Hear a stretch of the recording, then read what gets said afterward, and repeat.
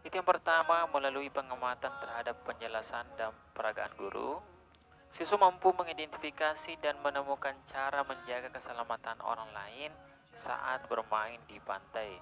Jadi nenek sekalian, saya harapkan setelah kita mempelajari materi ini, kalian bisa juga menemukan cara ya untuk menjaga keselamatan orang lain saat bermain, itu khususnya di pantai. Nah, kemudian yang kedua yaitu setelah mengidentifikasi, siswa mampu menjelaskan salah satu cara menjaga keselamatan orang lain dalam kegiatan air dengan tepat. Nah, setelah kita menemukan, kemudian kita jelaskan kembali di teman-teman kita atau di depan guru kita. Seperti itu.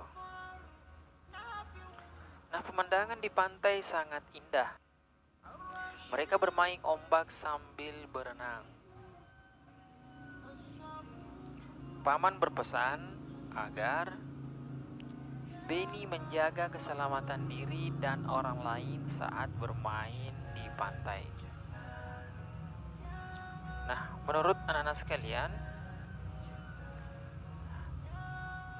apa yang dapat Beni lakukan untuk menjaga keselamatan orang lain saat bermain di pantai? Jadi anak sekalian, saya harapkan sebentar kalian juga bisa menemukan cara untuk menjaga keselamatan orang lain saat bermain air di pantai, seperti nantinya akan dilakukan oleh Beni.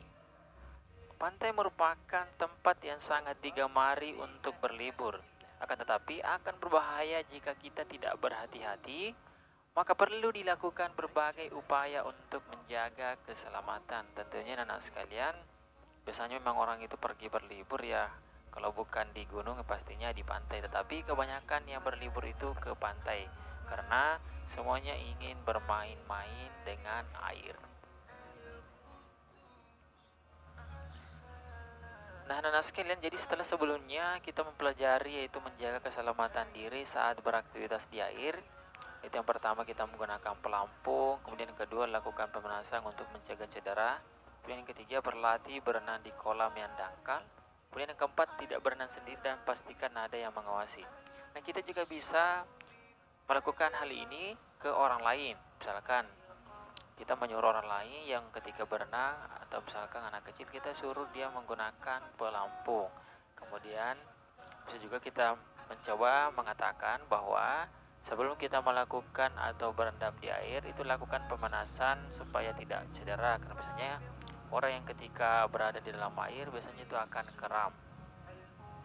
Nah, kita juga bisa sampaikan kalau bisa berlatih dulu di kolam. Nah, seperti itu anak-anak sekalian, juga kita bisa melakukan tahapan-tahapan berikut sebelum berenang ya. Jadi kita bisa sampaikan kepada orang lain ini untuk menjaga keselamatan orang lain. Nah, sekalian bisa baca ya, itu yang lakukan tahapan-tahapan itu 1 sampai 5. Jadi kita bisa baca semuanya ini. Dan setelah ini kan kita sudah pelajari di pertemuan sebelumnya. Nah, jadi untuk menjaga keselamatan orang lain, itu yang pertama, memasang rambu di tempat yang tidak boleh didekati oleh pengunjung yang ingin berenang. Jadi kalau misalkan kita adalah orang yang penjaga pantai, nah harusnya kita memasang rambu di tempat yang tidak boleh didekati oleh pengunjung yang ingin berenang. Nah, kemudian yang kedua, itu menyiapkan penjaga pantai agar dapat menolong orang yang mungkin menjadi korban tenggelam. Jadi kan atau pengawas pantai dan memang selalu standby dan selalu bersiap-siap ketika ada orang yang minta tolong, ketika memungkinkan terjadinya namanya ombak besar dan bisa menenggelamkan orang lain.